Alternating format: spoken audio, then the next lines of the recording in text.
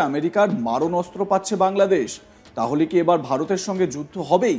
তারই কি প্রস্তুতি শুরু হয়েছে? হঠাৎ করে সেভেন সিস্টার্স কোথা থেকে এলো?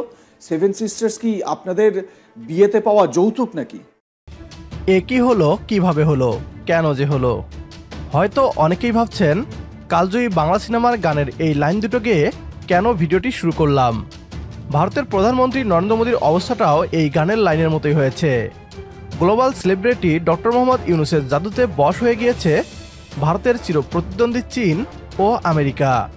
নিজেকে আমেরিকার প্রেসিডেন্ট ডোনাল্ড ট্রাম্পের বন্ধু বলে দাবি করা নরেন্দ্র মোদীর জন্য বড় দুঃসংবাদ। আমেরিকা নতুন বাংলাদেশের সেনাবাহিনীকে আধুনিক হাতিয়ার দেওয়ার প্রস্তাব করেছে, যা আমাদের সেনাবাহিনীর সক্ষমতাকে দ্বিগুণ বৃদ্ধি করে দিবে। অন্যদিকে চীন সফরে ডক্টর মোহাম্মদ ইউনূস সেভেন সিস্টার্সকে বাংলাদেশ নির্ভর করে তোলার ঘোষণা করেছেন। ডক্টর মোহাম্মদ ইউনূসের মুখে সেভেন সিস্টার্সের কথা শুনে রীতিমতো কাঁপছে পশ্চিমবাংলার মিডিয়া। ভারতের সেভেন সিস্টার্সের অভিভাবক হিসেবে নিজেকে দাবি করছে বাংলাদেশ, এমনটাই প্রচার করছে তারা। ডক্টর মোহাম্মদ ইউনূসের জাদুতে কিভাবে বশ হয়ে গিয়েছে চীন এবং আমেরিকা, আসুন তা দেখি। বাংলাদেশে চলছে অরাজক অবস্থা। দেশ সামলাতে এক প্রকার ব্যর্থ অন্তর্বর্তী সরকারের প্রধান মোহাম্মদ ইউনূস। বিভিন্ন ক্ষেত্রে অচলাবস্থা। এরই মাঝে জানা যাচ্ছে আমেরিকার মারণাস্ত্র পাচ্ছে বাংলাদেশ, তাহলে কি এবার ভারতের সঙ্গে যুদ্ধ হবেই? তারই কি প্রস্তুতি শুরু হয়েছে? কারণ এর মধ্যেই জানা যাচ্ছে বাংলাদেশ সফর করেছেন যুক্তরাষ্ট্রের আর্মি প্যাসিফিকের deputy commanding general lieutenant general Joel P Vowell. গত 24 থেকে 25 মার্চ বাংলাদেশে সফর করেছেন তিনি। কিন্তু এই সফর কেন? জানা যাচ্ছে বাংলাদেশ সেনাবাহিনীর সক্ষমতা বাড়ানোই মূল লক্ষ্য। যুক্তরাষ্ট্রে উৎপাদিত সামরিক সরঞ্জাম সংগ্রহের সম্ভাবনা নিয়ে আলোচনা হয়েছে বলে জানা যাচ্ছে। মার্কিন দূতাবাস থেকে পাঠানো এক সংবাদ বিজ্ঞপ্তিতে বলা হয়েছে বাংলাদেশ সেনাবাহিনীর সক্ষমতা বাড়ানোর জন্যই এই সফর। লেফটেন্যান্ট জেনারেল ভাওয়েল সেনাবাহিনী প্রধান জেনারেল ওয়াকারুজ্জামান সহ বাংলাদেশের সশস্ত্র বাহিনীর ঊর্ধ্বতন কর্মকর্তাদের সঙ্গে সাক্ষাৎ করেছেন। সেখানে বিভিন্ন বিষয় নিয়ে কথা হয়েছে। বিশেষ করে বাংলাদেশের সামরিক সরঞ্জামকে আরো শক্তিশালী করার লক্ষ্যে আলোচনা হয়েছে।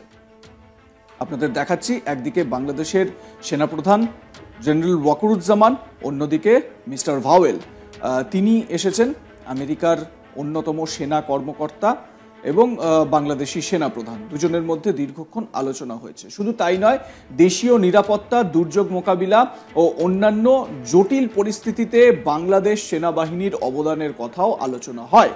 এই বছরের গ্রীষ্মে সামরিক মহড়া টাইগার লাইটনিং নিয়ে আলোচনা হয়েছে। তাতে দুই দেশ অংশ নিতে পারে বলেও জানা যাচ্ছে। টাইগার লাইটনিং নামে এই মহড়ার লক্ষ্য হল শান্তিরক্ষা বৃদ্ধি করা এবং উভয় দেশের সশস্ত্র বাহিনীর মধ্যে আন্তর কার্যক্ষমতা বৃদ্ধি করা। মুখে মোহাম্মদ ইউনূস যতই বলুন যে ভারতের সঙ্গে সুসম্পর্ক চান, তার কার্যকলাপ বা তিনি যা করছেন সেটা মোটেও সেদিকে ইঙ্গিত করে না। আর সেই সুযোগে বাংলাদেশকে কি করে নিজেদের হাতে আনতে হয় তার জন্য সব রকম চেষ্টা চালাচ্ছে জিহাদি পাকিস্তান। বর্তমানে ইউনূস সরকার পাকিস্তানের সঙ্গে বন্ধুত্বপূর্ণ সম্পর্ক তৈরি করেছে, মানে যাকে বলে গলায় গলায় বন্ধুত্ব। এবার বাংলাদেশের সঙ্গে হাত মিলিয়েছে বদমাশ চীন। সামরিক অস্ত্র দিয়ে বাংলাদেশকে যুদ্ধের জন্য প্রস্তুত করতে প্রথম পদক্ষেপ নিয়ে ফেলেছে শি জিনপিং সরকার। বাংলাদেশের ব্যবহারে ভারত যথেষ্ট রেগে, আর তাতে করে বেশ বিপাকে পড়েছে ওপার বাংলার মানুষ। কেননা বাংলাদেশিদের শরীর খারাপ হলে বারবার ভারতে ছুটে আসতে হয়। কিন্তু বর্তমানে বাংলাদেশের সঙ্গে ভারতের যা সম্পর্ক, তাতে করে অনেক হাসপাতালই বাংলাদেশিদের ভর্তি নিচ্ছে না। আর তাই ভারতকে টপকে চীনের সঙ্গে হাত মেলাতে উঠে পড়ে লেগেছে ইউনূস। তবে এই যে মিটিংটা আপনারা দেখছেন চীনের সঙ্গে, চীনা প্রেসিডেন্ট শি জিনপিং এর সঙ্গে মোহাম্মদ ইউনূসের, এই বৈঠকেই বেশ কিছু বিষয় কিন্তু বাংলাদেশের তরফ থেকে উত্থাপন করা হয়েছে। স্পেসিফিকভাবে মোহাম্মদ ইউনূস ভারতের সেভেন সিস্টার্স নিয়ে কথা বলেছেন। সেভেন সিস্টার্স নিয়ে বলতে গিয়ে তিনি বলছেন যে এই সেভেন সিস্টার্সের কাছে ডিরেক্ট সমুদ্রের কোনো অবস্থান নেই, আমরাই হচ্ছে গিয়ে সমুদ্রের অন্যতম অভিভাবক। এবং তিনি বলছেন যে চীন যদি নিজেদের বিজনেসকে এক্সপ্যানশন করতে চায়, মানে নিজেদের ব্যবসা যদি বৃদ্ধি করতে চায়, তাহলে আমরাই হচ্ছে গিয়ে সব থেকে ভালো জায়গা, এমনটাই বলছেন। আমার এখানে প্রশ্ন যে আপনারা নিজেদের দেশের ব্যবসা বাড়াবেন, চীনের ব্যবসা বাড়াবেন, নিজেদের বন্ধুত্বপূর্ণ সম্পর্ক রাখবেন, সব ঠিক আছে, হঠাৎ করে সেভেন সিস্টার্স কোথা থেকে এলো? সেভেন সিস্টার্স কি আপনাদের বিয়েতে পাওয়া যৌতুক নাকি, যে এরকমভাবে আপনারা বলবেন যে সেভেন সিস্টার্সের ডিরেক্ট কোনো সমুদ্র নেই? সেভেন সিস্টার্স মানে ভারতের নর্থ ইস্ট দিকের, মানে উত্তর পূর্বের যে 7টি রাজ্য রয়েছে সেই 7টি অঙ্গরাজ্য, ভারতের অঙ্গরাজ্য। ভালো করে শুনে রাখুন মোহাম্মদ ইউনূস, ভালো করে এটা শুনুন। মোহাম্মদ ইউনূসের এটা বোঝা দরকার বা এটা জানা দরকার যে সেভেন সিস্টার্স তার সঙ্গে কোনোভাবে সম্পৃক্ত নয়। ভারতের 7টি অঙ্গরাজ্য যেটি ভারতের, এখানে বাংলাদেশের কিছু করার নেই। যদি সেভেন সিস্টার্সের কোনো রাজ্যকে বা কোনো রাজ্যের যদি প্রয়োজন হয় সমুদ্র বন্দর কাছে পেতে, তাহলে সেটা ভারতের মধ্যে দিয়েই আসবে নাকি বাংলাদেশের ওপর দিয়ে যাবে, এই ব্যাপারটা বুঝে রাখা ভীষণ রকমভাবে জরুরি। চীনকে উস্কে ভারত বিরোধী অবস্থান নেওয়ার চেষ্টা করছেন মোহাম্মদ ইউনূস, আগুনের সঙ্গে খেলা করছেন। যদি ভারত খচে যায়, ভারত তো ছাড়বেই না, অন্যদিকে চীন ঋণের বোঝায় এত জর্জরিত করবে, এক সময় আসবে পিঁপড়ের পেট টেপে গুড় বের করে নেবে। বাংলাদেশের অন্তর্বর্তী সরকারের প্রধান উপদেষ্টা ডক্টর মোহাম্মদ ইউনূসের মুখে সেভেন সিস্টার্সের নাম শুনলেই এখন দাদাদের বুক কাঁপে।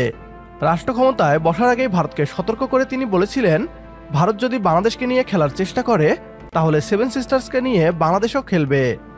সাবেক স্বৈরাচারকে আশ্রয় দিয়ে ভারত বাংলাদেশকে নিয়ে খেলছে, জবাবে বাংলাদেশও মাঠে নেমে গিয়েছে। আমেরিকাকে নিয়ে অন্তর্বর্তী সরকারকে উৎখাত করার স্বপ্ন দেখা ভারতকে সেকা দিল আমেরিকা। উল্টো বাংলাদেশকে সেভেন সিস্টার্স দখলের জন্য হাতিয়ার দেওয়ার প্রস্তাব করেছে তারা। এভাবেই চলতে থাকুক ডক্টর মোহাম্মদ ইউনূসের জাদু। একমত হলে কমেন্ট বক্সে ইয়েস লিখে জানিয়ে দিন আমাদের, সেই সাথে ভিডিও শেয়ার করে দেখার সুযোগ করে দিন আপনার বন্ধুদের। পরবর্তী ভিডিও দেখার আমন্ত্রণ জানিয়ে বিদায় নিচ্ছি আজ। আল্লাহ হাফেজ।